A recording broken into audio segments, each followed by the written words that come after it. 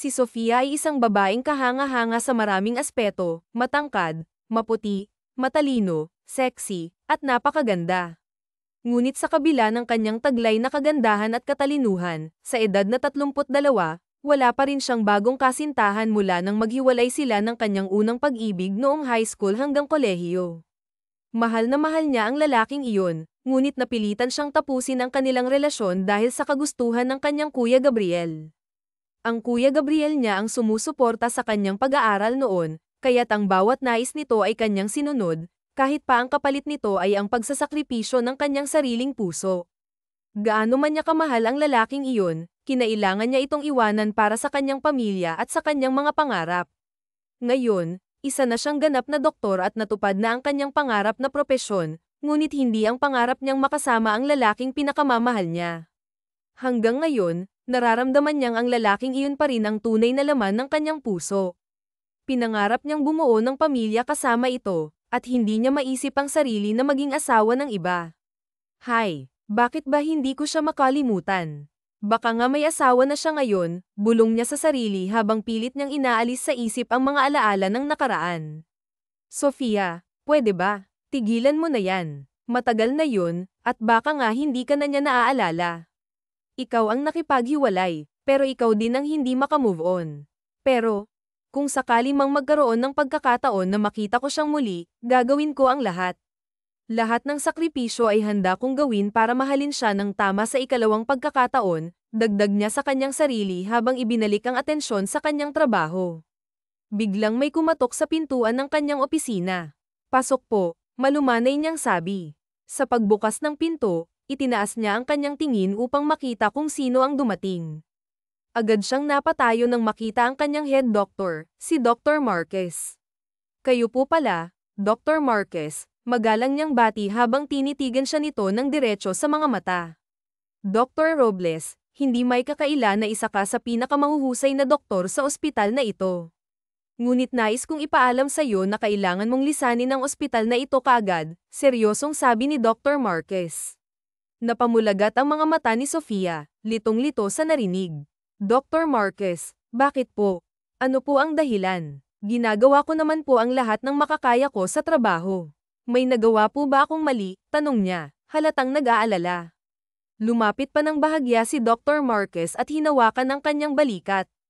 Kailangan mong umalis dahil may mas magandang oportunidad na naghihintay sa'yo, sagot nito na nagbigay ng mas malaking pagtataka kay Sofia. Mas magandang oportunidad. Ano pong ibig ninyong sabihin, Dr. Marquez? Tanong niya, puno pa rin ng kalituhan. Ngumiti ang lalaki at magalang na nagsabi, ngayong umaga, nakatanggap ako ng tawag mula kay Ginoong Dalton. Hiniling niya na ikaw ang maging personal na doktor niya. Huwag kang mag-alala, Dr. Robles, maaari kang bumalik dito sa ospital anumang oras kapag natapos na ang tungkulin mo sa kanila. Malaki ang utang na loob natin sa pamilya Dalton kaya hindi natin sila maaaring tanggihan. Ang dating litong ekspresyon ng mukha ni Sofia ay napalitan ng kasiyahan at pananabik. Ako po ang magiging personal na doktor ni Mr. Dalton. Totoo po ba ito? Tanong niya na may halong saya at pagkamangha. Isang napakalaking karangalan para sa kanya ang maging personal na doktor ng isang miyembro ng pamilyang Dalton. Ang pamilya Dalton ay kilala sa kanilang ospital bilang mga tagapagligtas noong panahong muntik nang magsara ang ospital. Kung wala ang suporta ng mga Dalton, maraming doktor ang nawalan ng trabaho at maraming pasyente ang hindi naalagaan. Kaya't ang pagkakataong ito na magsilbi sa kanila ay itinuturing niyang isang marangal na tungkulin. Oo, totoo ito, Dr. Sofia Robles.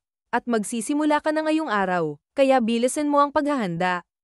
Nasa labas na ang sundo mo, tugon ng lalaki. Agad namang sumunod si Sofia at nagmadaling inayos ang kanyang mga gamit. Paglabas niya, sinalubong siya ng isang lalaki na nakasuot ng itim na uniforme. Napatingin siya sa badge nito, na may logo ng pamilya Dalton. Kayo po ba si Doktora Robles? Magalang na tanong ng lalaki. Ako nga po, sagot niya ng may paggalang. Ikaw po ang iniatas sa akin ng mga Dalton. Ako po si Usme, ang kanilang personal na driver. Tara na po, iniaya nito. Tumango siya ng mabilis. Sige po, sagot niya na may halong pananabik. Agad siyang sumakay sa magarang limousine. Habang nasa biyahe, hindi niya maiwasang makaramdam ng kaba. Bagamat excited siya sa bagong tungkulin, ramdam niya ang bigat ng responsibilidad. Alam niyang dala niya ang pangalan ng ospital at kailangan niyang gawin ang lahat upang hindi mabaigo ang tiwala ng pamilya Dalton. Pagkalipas ng ilang minuto, narating nila ang isang napakalaking mansyon. Ang laki, bulong niya sa sarili habang pinagmamasdan ng engranding tahanan mula sa labas. Doktora, pasok na po tayo, mahina hong sabi ng driver. Sumunod siya rito at nang makapasok sa sala, sinalubong siya ng isang matandang lalaki na may tungkod. Halata ang karangyan sa bawat sulok ng mansyon, ngunit mas tumatak sa kanya ang presensya ng lalaking nakatayo sa harapan niya. Sa tingin ko, ikaw ang Doktora Sofia Robles, tama ba? Magalang na tanong ng Don, na agad namang sinagot ng dalaga. Ako nga po, at isang malaking karangalan na mapagsilbihan kayo, Ginoo Dalton, tugon niya na may ngiti. Tumawa ang matanda at sumagot. Batid kong isa kang mahusay na doktor, Miss Robles, ngunit hindi ko inasahan na ganito kakaganda. Kung ikaw ang magiging manugang ko, wala akong reklamo. Siguradong maganda't gwapo ang magiging mga apo ko sa'yo. Pero, may nobya na ang anak ko kaya mas mabuting itigil ko na ang iniisip ko, biro nito habang tumatawa. Maraming salamat po sa inyong papuri, magalang na sagot ni Sofia, na may bahagyang ngiti. Maupo ka muna, Miss Robles. Mag-usap tayo habang hinihintay natin ang magiging pasyente mo, iniaya ng Don. Napakunot ang noo ng dalaga sa pagtataka. Ang ibig niyo pong sabihin, hindi po kayo ang aalagaan ko, tanong niya. Ngumiti ang Don at sumagot. Ay, hindi ako, iya. Ang anak kong si Peter ang aalagaan mo. Biglang lumitaw ang isang binata mula sa likuran ng Don. Papa, kailangan ko nang umalis. May problema raw sa opisina, sabi ng gwapong lalaki na kahawig ng Don. Ngunit napatingin ito kay Sofia at ngumiti. Sino itong magandang babae? Hindi mo man lang sinabi, Papa, na may kasama kang ganito kaganda. Kung alam ko lang, sinamahan na kita agad dito, dagdag nito sa tono ng isang playboy. Don Dalton, siya po ba ang aalagaan ko? Kung ganun, I'd love to be your baby, beautiful lady, biro ng binata habang inaabot ang kamay ni Sofia upang halikan. Ngunit mabilis na inunat ng Don ang tenga ng kanyang anak pabalik sa kinatatayuan nito. Papa naman, reklamo ng binata. Pati ba naman si Doktora, hindi mo palalampasin. Pasaway ka talaga, umalis ka na, o baka gusto mong putulin ko ang tenga mo, banta ng Don habang hawak pa rin ang tenga ng anak. Fine, fine. Bitawan mo na tenga ko, Papa. Namumula na reklamo ng binata bago ito binitiwan ng Don. Tumayo ito ng maayos at kinindatan si Sofia na parang walang nangyari. Hay nako, bakit pa kita naging anak, Adrian, mahinang sabi ng Don habang napapailing. Iya, hindi ang pasaway kong anak ang aalagaan mo kundi ang panganay kong si Peter. Naaksidente siya sa sasakyan isang linggo na ang nakalipas, at hindi maganda ang naging resulta sa kanyang braso. May personal doctor siya, pero umalis ito dahil sa isang mahalagang lakad abroad. Kaya ikaw ang kinuha namin bilang kapalit, paliwanag ng Don. Maya-maya lang ay darating na siya. Sinundo niya lang ang babaeng nakatakdang ipakasal sa kanya sa airport. Kape pala ang gusto mo, magalang na tanong ng Don habang iniaabot ang tasa.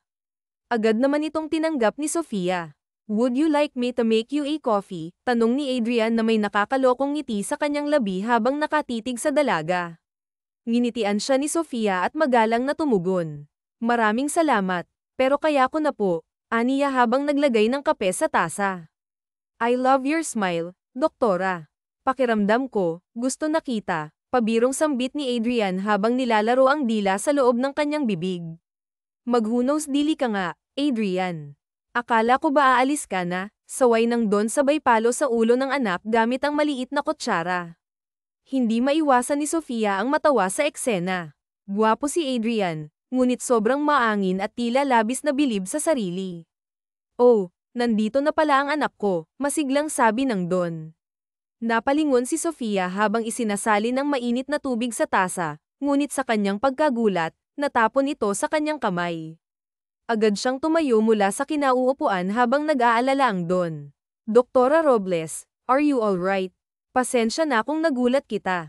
I didn't mean it, paumanhin ng Don. Ayos lang po, wala po kayong kasalanan. Ako po ang hindi nag-ingat, tugon ni Sofia habang hinihipan ang namumulang kamay. Sa kabutihang palad, hindi naman malubha ang pinsala. Let me see, sabad ni Xander, ang bagong dating, sabay hawak sa kamay ni Sofia at hinaypan ito ng may pag-aalala. Okay lang ako, mahina niyang sagot, ngunit hindi mapigil ang bumalik ang kanyang tingin kay Xander. Nagtagpo ang kanilang mga mata, at tila nagulat ang bawat isa. Sa mga mata ni Sofia, naroon ang tuwa na makita muli ang lalaking bahagi ng kanyang nakaraan. Gusto niya itong lapitan, hawakan, at higit sa lahat, yakapin. Ngunit paano niya ito magagawa kung may hawak na itong iba? Isang kirot ang sumilay sa kanyang puso habang pinagmamasdan ang taong minsan niyang pinakawalan. Are you sure that you are okay? Tanong muli ng Don. Ngumiti si Sofia at magalang na sumagot. Yes, Don Dalton, I'm all okay. Huwag na po kayong mag-alala. Salamat, Adrian. Pero okay lang talaga ako, bilang niya sa binata habang dahan-daang inalis ang kamay mula rito. You're a doctor, so I better listen, sagot ni Adrian bago ibinaling ang atensyon sa kanyang kuya at sa babaeng katabi nito. Papa, aalis na ako. Parang mainit na dito, biro ni Adrian habang nakatingin kay Isabela, na tila hindi makatingin pabalik sa kanya. Mag-ingat ka, habilin ng ama sa kanyang anak. Nang magtama ang tingin ni Adrian at ng dalagang si Isabela, masuyo niya itong tinitigan, tila ba may nais siyang ipahiwatig. Sa kabila ng kanyang damdamin, alam niyang hindi niya maaaring agawin si Isabela mula sa kanyang kuya Peter, dahil ito ang kanyang dakilang pag-ibig. Ngunit, siya'y walang magawa, hawak na ito ng kanyang kuya. Hindi ka pa rin nagbabago, Isabela. Napakaganda mo pa rin, bulong ni Adrian bago siya tumalikod at naglakad palayo. Matapos umalis si Adrian, ipinakilala ng Don si Kiana sa binata. Peter, siya si Dr. Kiana Robles, ang bago mong personal na doktor, pakilala ng Don sa kanyang anak. Ngunit, naningkit lamang ang mga mata ni Peter. Hindi ko kailangan ng doktor, Papa. Ayos na ako, at wala akong balak tumanggap ng serbisyo mula kan inuman. Mas mabuting umalis na siya ngayon, matigas na sagot ni Peter, na tila ba ayaw niya talagang makita si Kiana. Ngunit, hindi rin niya masisi ang sarili kung hanggang ngayon ay nananatili pa rin ang galit sa kanyang puso matapos ang lahat ng nangyari. Anak, hindi pa ganap na magaling ang iyong aso, at kailangan mo pa rin ng doktor sa tabi mo, hindi ba? Sabat ng Don, pilit na inuunawa ang anak. Papa, hindi ko talaga kailangan ng doktor, mariing sagot ni Peter sa kanyang ama, kasabay ng isang malalim na buntong hininga. Makulit ka talaga, Peter. Sige na. Hayaan mong suriin ni Dr. Robles ang iyong braso. Kapag sinabi niyang ayos ka na, ibabalik ko na siya sa ospital, maaari ba? Pagpapaliwanag ng Don, na sa huli napapayag din si Peter. Habang masusing sinusuri ni Dr. Kiana ang braso ni Peter, hindi niya maiwasang sulyapan ang mukha ng binata. Wala pa rin siyang pinagbago, gwapo pa rin siya tulad ng dati. Ngunit tila nawala na ang dati niyang sigla. Bakit parang napakalamig na niya ngayon? Sa kanyang isipan, naglaro ang mga salitang hindi niya masabi, Peter, akala ko noon iniisip lang kita dahil sa mga kasalanan ko. Pero mali ako, mahal pa rin pala kita. Gusto kong maging akin ka muli, ngunit alam kong hindi na iyon madali dahil may iba ka ng mahal. Habang iniisip ito, ibinaling niya ang kanyang tingin sa nobya ng binata, na tila walang kapantay ang kagandahan. Muli niyang ibinalik ang tingin kay Peter, pilit na itinatago ang kanyang damdamin. Tapos ka na bang suriin ang braso ko? Naiirita nitong tanong sa kanya at doon palang nabawi ni Kiana ang kanyang isipan na kay layo na nang narating. Oo, tapos na. Maayos na ang braso mo, tingin ko kailangan mo lang ng therapist para sa mabilis mong paggaling upang magamit mo na ulit ang braso mong ta. Anrito sabay tayo ng binata habang ni isang tingin ay hindi siya nito tinitigan. You heard it, Papa. Therapist ang kailangan ko at hindi doktor. Anito sa ama. But Dr. Robles can do that too, right? Sambit ng Don at tumango ang dalaga ang tugon. Yes, Don Dalton. See, instead of hiring a new therapist si doktora na lang ang kunin natin, doktora mo na, therapist mo pa, and son I trust no one kundi siya lang. Siya ang gusto kong mag-alaga sa iyo at dahil ikaw lang ang nag-iisang anak ko na nandito eh. Nais kong may iba kang kasama bukod sa mga kasambahay mo rito. I want to make sure na magiging maayos ang kalagayan mo at ito ang desisyon ko. Doc Robles will be staying here. Lahat nito na hindi nagustuhan ng binata. What? She will stay here? No, Papa, that woman will not be staying here sa loob ng mansyon na ito. Ayoko nang may kasama lalo na kung siya, agad nitong tutol sa ama niya na siyang pinagtaka ng doon. Why you can't let her stay sa mansyong ito, Peter? Bakit parang natatakot kang makasama siya? Do you know her? May kasalanan ba siya sa'yo? May nakaraan ba kayo? Sambit ng Don na ikinatahimik ng binata. No, I don't know her, sagot ni Peter na siya namang tumusok sa puso ni Kiana. Parang hiniwa-hiwa ang puso niya sa sagot nito, kay sakit ng kanyang nararamdaman upang itanggi siya ng taong labis niyang minahal noon. Pero ano rin ba ang punto kung aamin ito na may nakaraan nga sila kung hindi naman naging maayos ang kanilang relasyon idol? Don't know her. It's just that ayoko sa kanya. She's not giving me a good vibe, dugtong nito. It's because nasanay ka lang sa dati mong doktor, but I know na magkakasundo din kayo ni Doktora Robles, anito sa anak tsaka ibinaling ang atensyon sa dalaga. Drew Robles, simula sa araw na ito ay dito ka na maninirahan sa pamamahay ko para sa mas mabilis na paggaling ng anak ko at ikaw na ang bahala sa kanya. Pwede ba yun? Ito sa dalaga at magalang na sumagot si Sofia. Yes po, Mr. Dalton, sagot niya rito. Kinaumagahan ay maagang nagising si Sofia. Pagkababa niya ay handa ng almusal para sa kanya. Manang, nasa na po ba ang Don? Hindi ba siya sasabay sa hapag? Taka niyang tanong sa kasambahay. Ma'am, ang Don Dalton po ay hindi dito nakatira. Ang mansyon na ito ay pinagawa lang para kay Boset. Ang Don Dalton ay may ibang pamilya at anak si Boset sa kasambahay lamang ng Don Dalton noon. Upang makabawi sa anak ay iniregalo ng Don ang mansyon na ito sa anak niyang si Peter sa kadahilan ng ayaw makisama ni Boset sa pamilya ng Don. Paliwanag nito si Dalaga at tumango-tango lang si Sofia. Kaya pala biglang nagbago ang buhay ni Peter dahil isa pala itong anak sa labas ni Don Dalton. Ah, ganun po ba? Si Peter, hindi ba siya sasabay sa hapag? Aniya rito at iniling siya nito. Hindi po. Pero pinagsabi niya sa akin na umakyat daw agad kayo sa itaas pagkatapos ninyong kumain, anito sa kanya bago siya nito iniwan, nagmabdes daladala ang lihim niyang pagmamahal rito. Pagkarating niya sa labas ng silid nito ay akmang kakatok pa sana siya nang mapagtantong bukas pala ang pintuan, halatang hinihintay nito ang pagdating niya. Bago itinulak ang pinto ay humugat muna siya ng malalim na hininga upang palakasin ang kanyang loob. Peter, pinapatawag mo raw ako. Ay taterapi na ba kita ng ganito kaaga? Tanong niya rito dahil hindi niya alam kung bakit siya nito pinatawag hindi pa nga ito nag-aalmusal. Agresibo naman siyang tiningnan ng lalaki sa mga mata at nakaramdam siya ng pagkailang rito. Ang mga titig kasi nito para sa kanya ay puno ng pagkamuhi, ibang-iba sa kung paano siya nito titigan noon na punong-puno ng pagmamahal.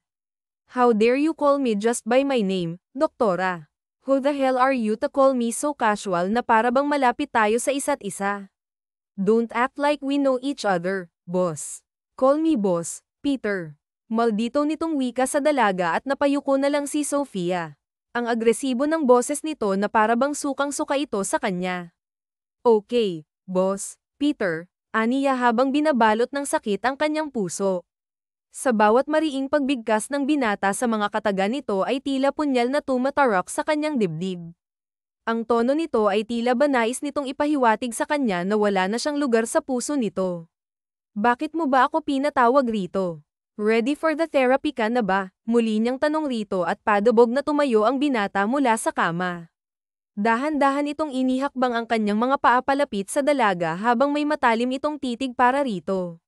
Sa bawat hakbang na ginagawa ni Peter ay hinahanda ng dalaga ang kanyang katawan at tenga mula sa masasakit na katagang maaari pa niyang marinig mula sa bibig ng lalaki. Nang makalapit ay agresibo siya nitong hinawakan sa magkabilang braso. Ano ba? Nasasaktan ako, reklamo niya sa binata dahil kulang na lang ay baliin nito ang kanyang buto. Nasasaktan ka? Gaano kasakit? Mas masakit ba kumpara sa ginawa mo sa akin noon? Bakit ka pa bumalik? Bakit mo tinanggap ang trabahong to, ha? Bakit hindi ka na tuluyang mawala at hindi ka na dapat nagpakita pang muli sa akin, Sofia? Anito sa kanya habang nag-aalab sa galit ang mga mata. Hindi ko alam na ikaw ang pagsisilbihan ko. Hindi ko alam na isa kang Dalton. Hindi ka Dalton noong naging tayo kaya wala akong alam, paliwanag niya rito habang namumula na ang kanyang mga mata at anumang oras ay handa nang tumulo ang mga luha sa kanyang mga mata. Masakit ang pagkakahawak nito sa kanyang braso ngunit mas masakit ang mga titig nito sa kanya. Siguro naman sinabi ko kay Papa na ayaw kitang tumira dito, ay siguro naman batid mo na sa iyong sarili na ayaw ko sa'yo, na ayaw kitang makasama at ayaw ko rin maging sa serbisyo mo sa akin. But why the hell you stay? Ganyan na ba kakapal ang pagmumukha mo para manatili rito na parang wala tayong nakaraan? Ang galing mo rin, naghihimutok nitong bigkas sa dalaga habang pahigpit ng pahigpit ang pagkakakapit nito sa kanyang balikat. Ang sakit sa kanyang braso at balat ay hindi na ininda ni Sofia bagkus ay ang mga salita nito sa kanya ang nagpapabigat ng kanyang mga mata upang lumuha. Hindi ako ang umaasta na para bang wala tayong nakaraan, Peter, kundi ikaw. Sinabi mo nga hindi ba na hindi mo ako kilala kaya huwag mo akong baliktarin, aniya rito at mas naningkit ang mga mata ng binata.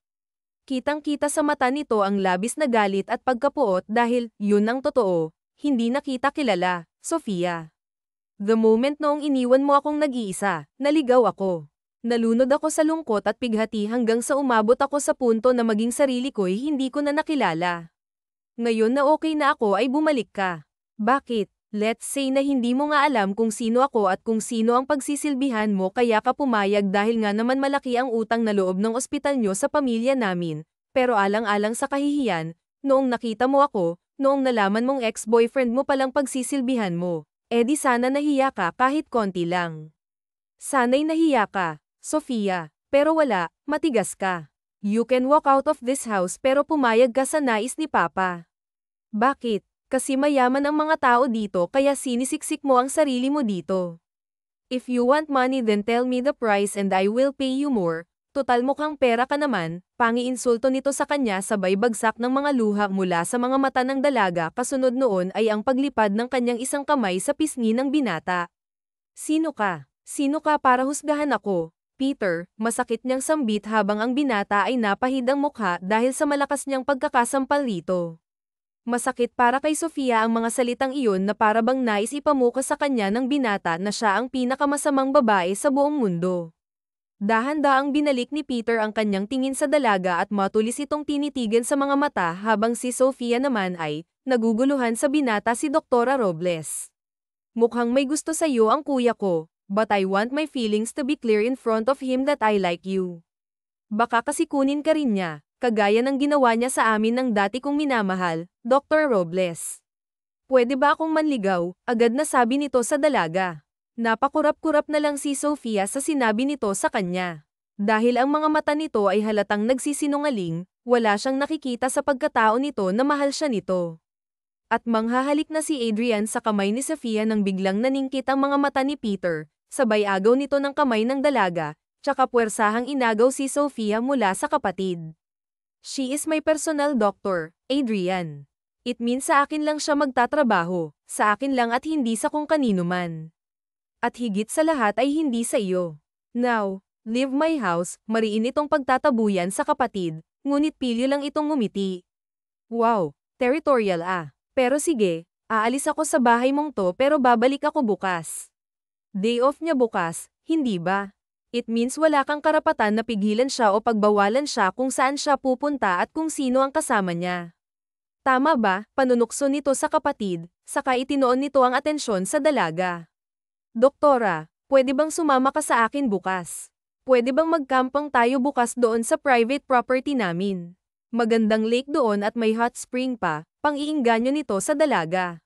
Sige ba? Anong oras ba tayo aalis? Walang pagtutol na wika ni Kiana. At matulis siyang tiningnan ni Peter sa mga mata, napalunok na lang siya ng kanyang sariling laway sa kung paano siya nito titigan na para bang may malaking krimen siyang nagawa.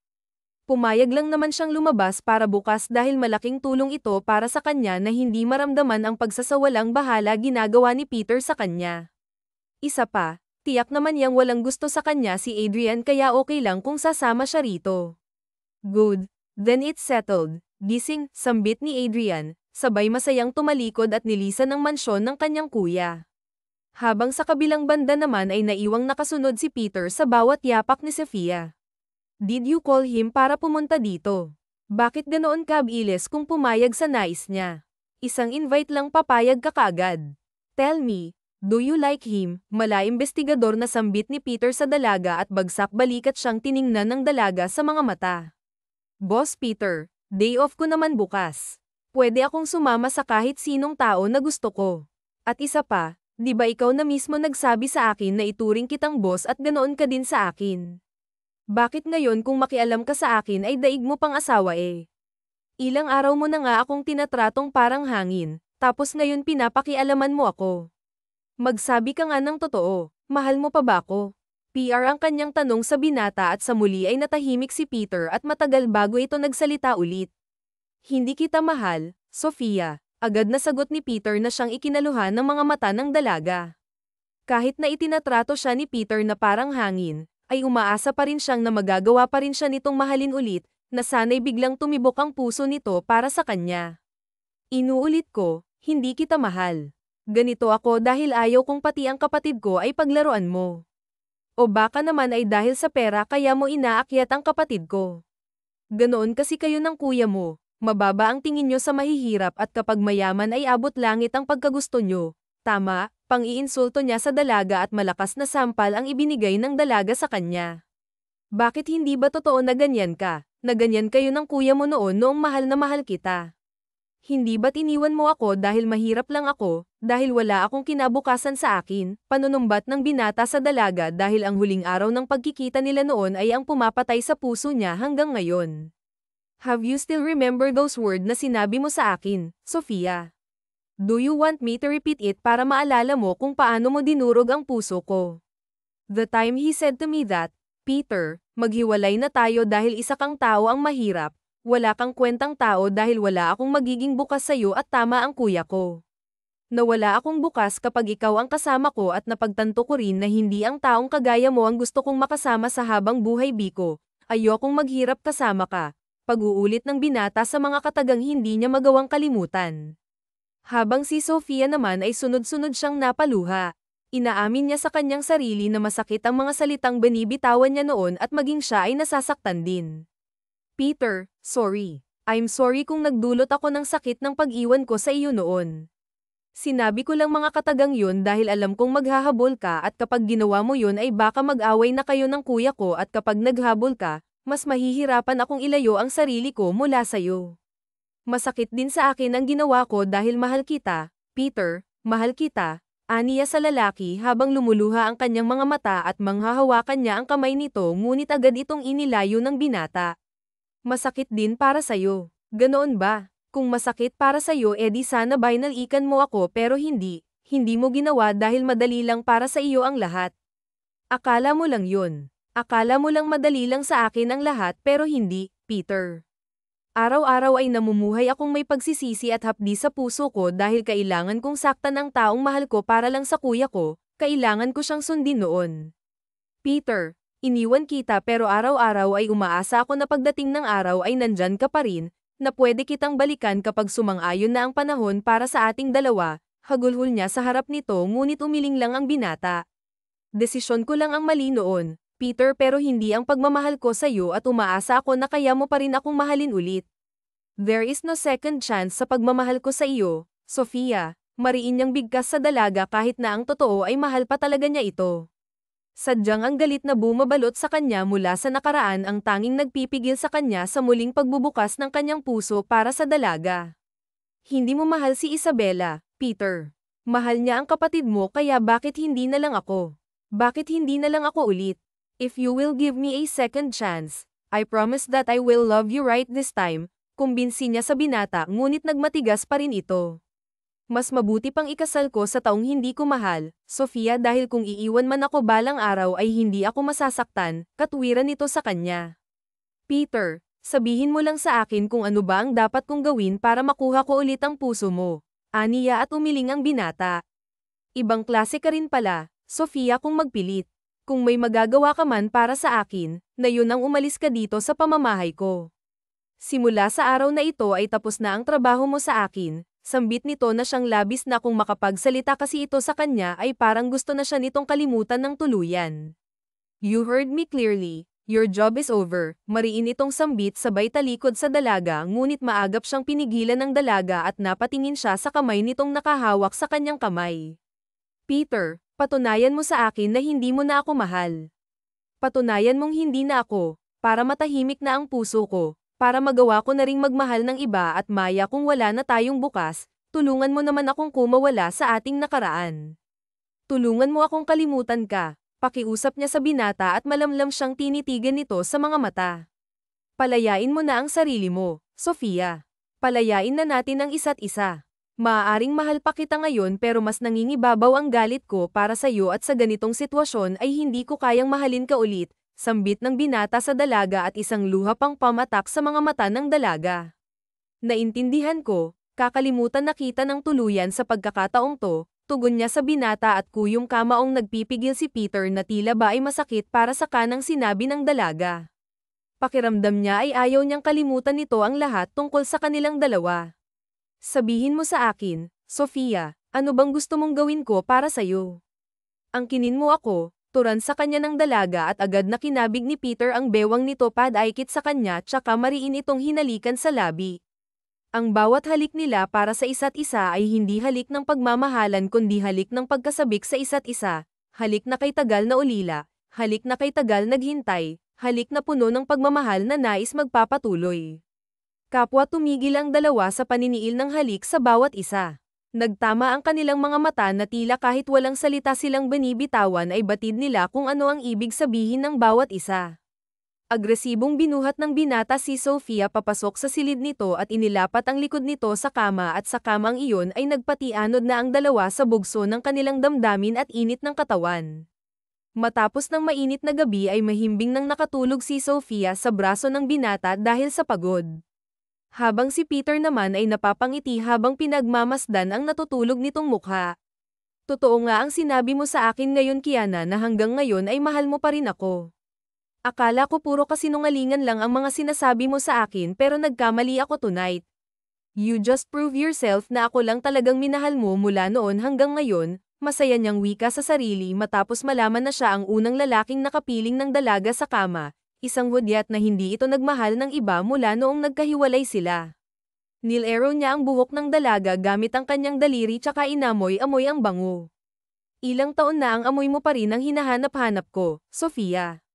At ngayon na muli tayong nagkita ay ilang linggo kong tiniis na huwag mapalapit sa'yo dahil alam ko sa sarili ko na mahuhulog na naman ako sa'yo ulit o mas tamang sabihin na kahit kailan ay hindi na walang pagmamahal ko para sa iyo, Sofia.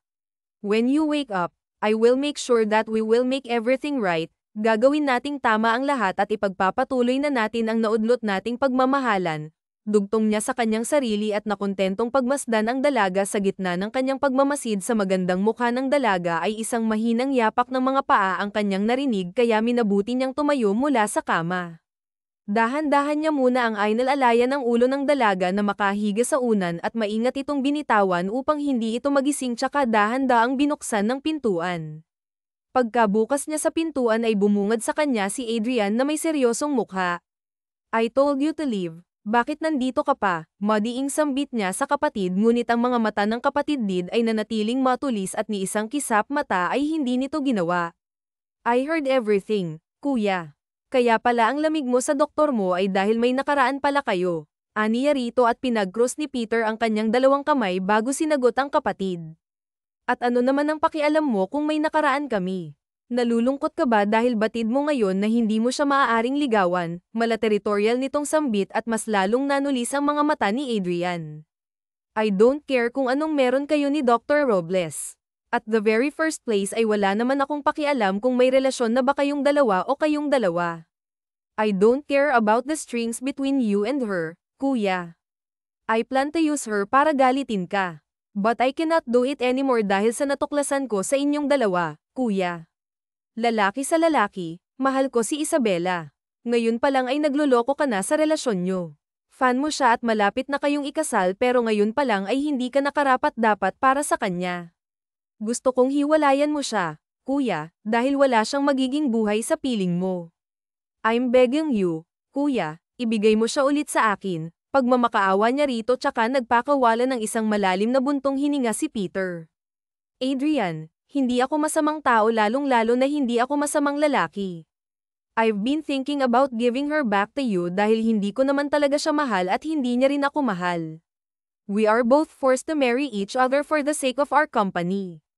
I was willing to marry her too dahil yun ang gusto ni Papa at gusto ng Papa niya. Panganay ako sa atin at sa tradisyon ng pamilya ay ako dapat ang maunang mag-asawa. I and Sophia had a long story kahit tagal ko siyang iniwasan at tiniis but still I can't stop myself for loving her. If you want Isabella back, kausapin mo si Papa and I will talk everything to Isabella at saka na ako magpapaliwanag kay Papa. Is that a deal? Aniya sa kapatid at malapad ng ngiti ang sumilay sa mga labi ni Adrian. Sa ganoong pag-uusap ay nawala ang alitan ng magkapatid sa isa't isa. Nang matapos makipag-usap ay bumalik na si Peter sa tabi ni Sophia at maingat itong hinalikan sa labi.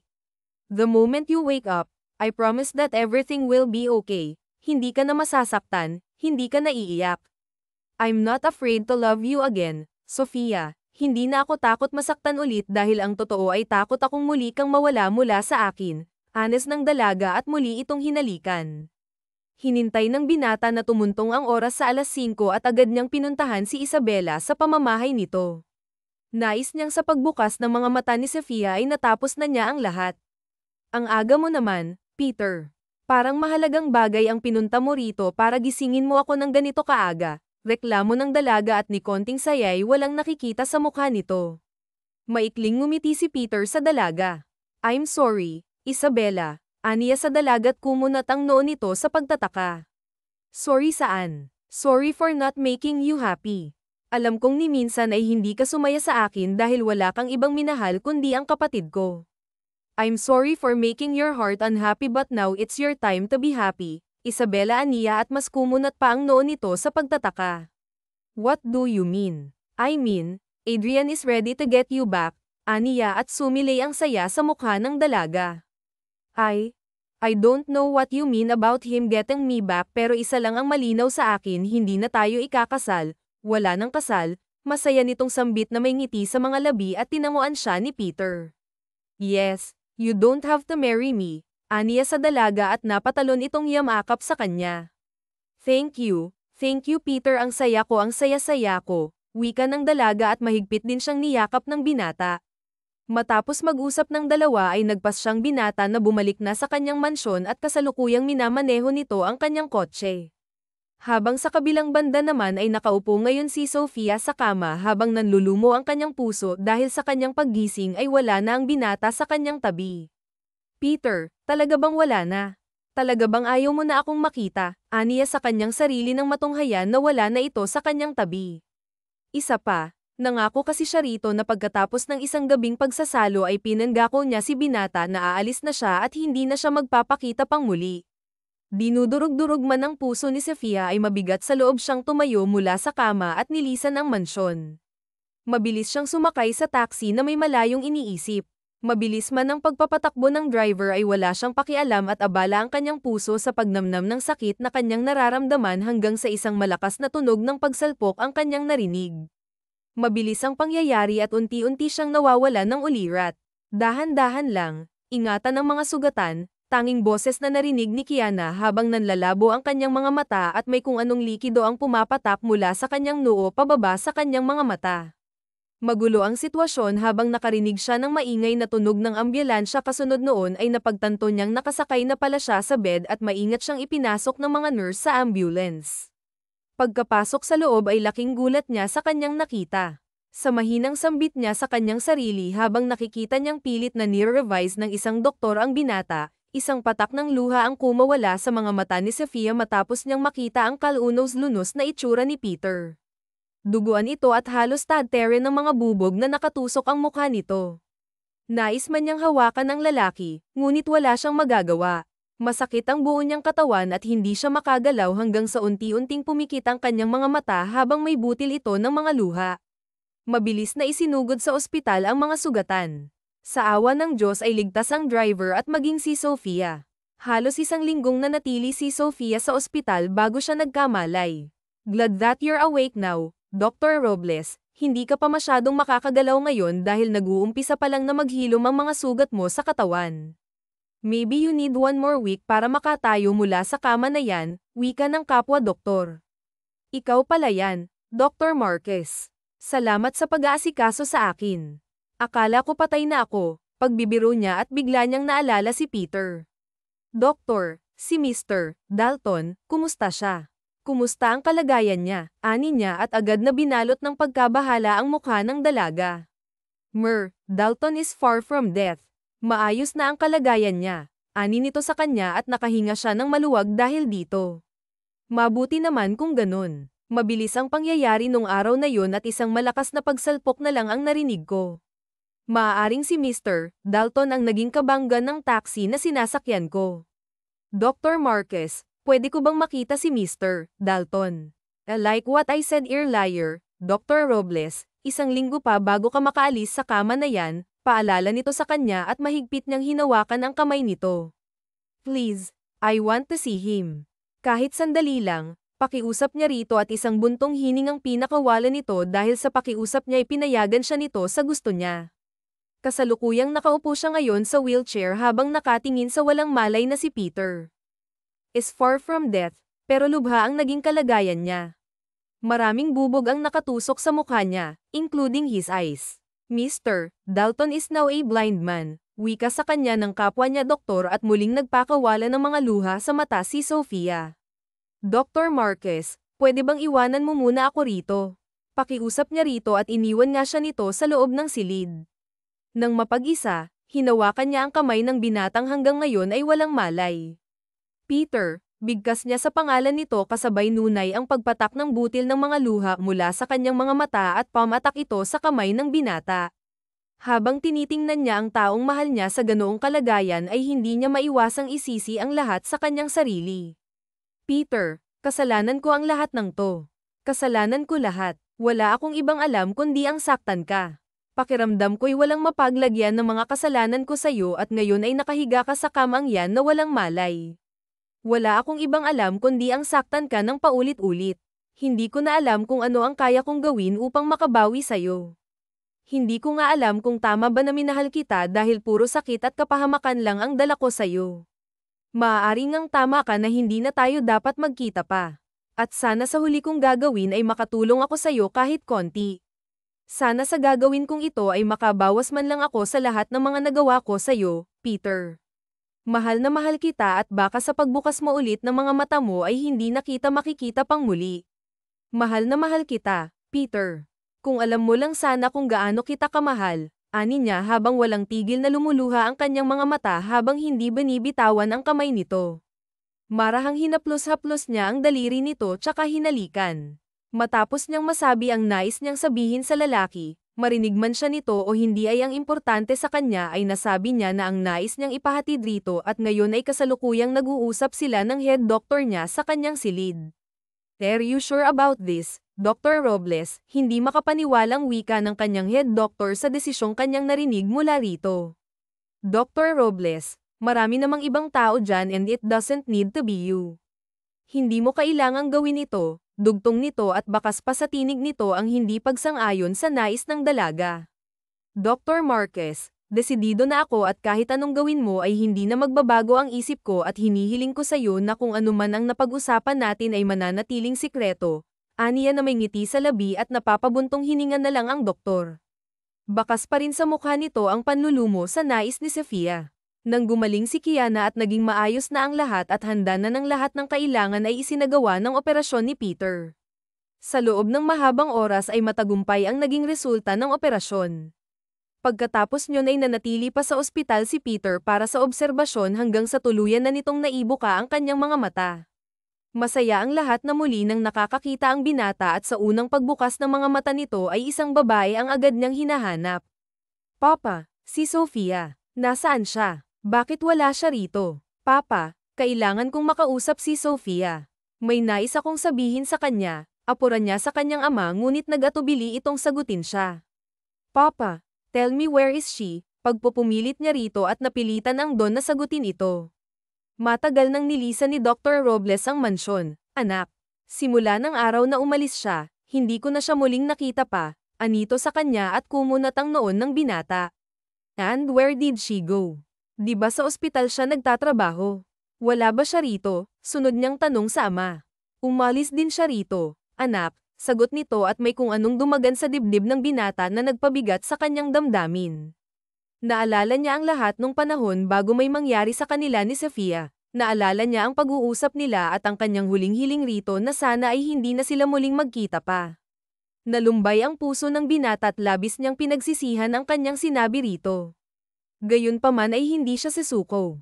Nang makalabas sa ospital ay agad niyang ipinahanap si Kiana ngunit hindi niya ito makita. Sa pagkawala ni Kiana ay hindi na magawa ng kanyang puso at damdamin ang lamagay sa tahimik. Kasalukuyang kaharap ni Peter ngayon ang salamin habang titig na titig sa kanyang mga mata. Anong silbi ng mga mata ko kung hindi nakita makikita pang muli, Sofia? Kung alam ko lang na hindi nakita muling masisilayan pa ay mas nanaisin ko na lang ang mabulag habang buhay, bigkas niya sa kanyang sarili na may lumbay. Kalaunan sa kanyang pagmamasid sa kanyang mga mata sa salamin ay saglit siyang natahimik. Ngayon lang niya napagtanto na ang kanyang bagong matay tila kulay brown, kahawig ng mga mata ni Sofia. Kiana, ikaw ba? Haka-haka niya sa kanyang isipan at dali-daling kumari pa ng takbo pababa ng hagdan at mabilis na sumakay sa kanyang kotse.